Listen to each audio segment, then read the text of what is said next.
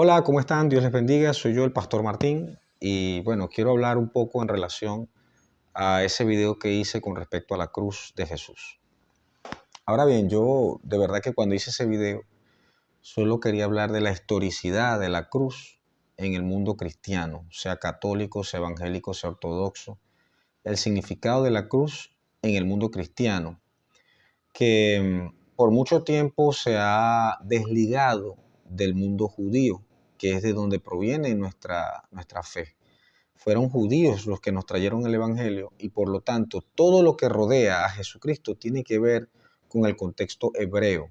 Y a través de los apóstoles, principalmente el apóstol Pablo, es que conocemos el Evangelio nosotros los gentiles, los que no tenemos sangre judía, que no somos hebreos, no venimos de allí.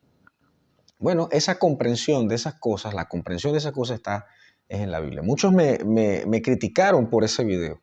Algunos me escribían al privado, otros me escribieron en el Facebook, otros me escribieron en YouTube. O sea, por donde lo publiqué, alguien siempre me comentó que el video tenía una fuerte influencia, digamos, católica. Pero yo no soy católico, yo soy cristiano evangélico.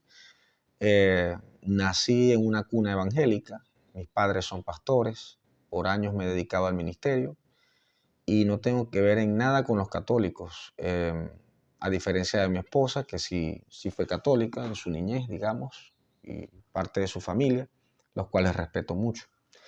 Y realmente la Iglesia Católica tiene un rito diferente, digamos, una tradición diferente en cuanto a lo que es la cruz, y nosotros los evangélicos tenemos otra.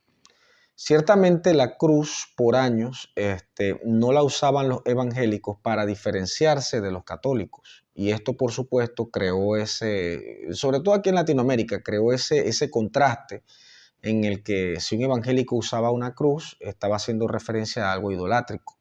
Ciertamente la cruz es un instrumento de tortura. La cruz era un instrumento de tortura de los romanos. Y entonces quizás muchos se preguntaban, bueno, ¿por qué tendríamos que usar una cruz como adorno en nuestros cuellos si es un instrumento de tortura? Pero digamos que después de Cristo la cruz se convirtió en un símbolo, y ese símbolo ya se veía, o esa señal ya se veía desde el Antiguo Testamento, y bueno, ya hablé en el video sobre ese tema. Pero ¿qué es lo principal aquí, o lo que quiero tratar? Ciertamente, empecemos por los apóstoles. Los apóstoles no usaban la cruz como un símbolo, digamos, público. Ellos no usaban una cruz ni cargaban una cruz. No hay nada que nos haga ver que eso fuese así. Además, dado a su carácter judío y sus raíces judías, yo de verdad, una moto, que cuando estoy grabando pasan las motos.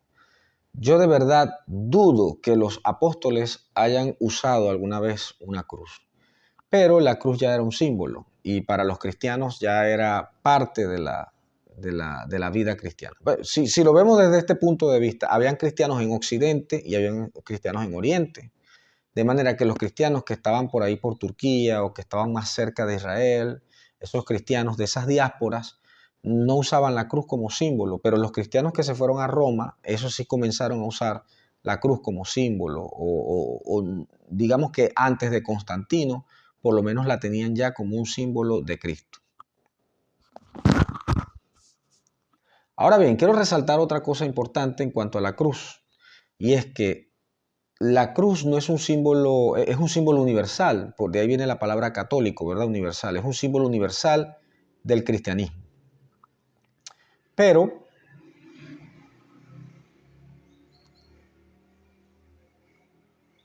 no puedo decir que la cruz sea un símbolo único del catolicismo. De hecho, la Iglesia Católica no inició con esa cruz que nosotros vemos, o de la que yo expliqué, por ejemplo.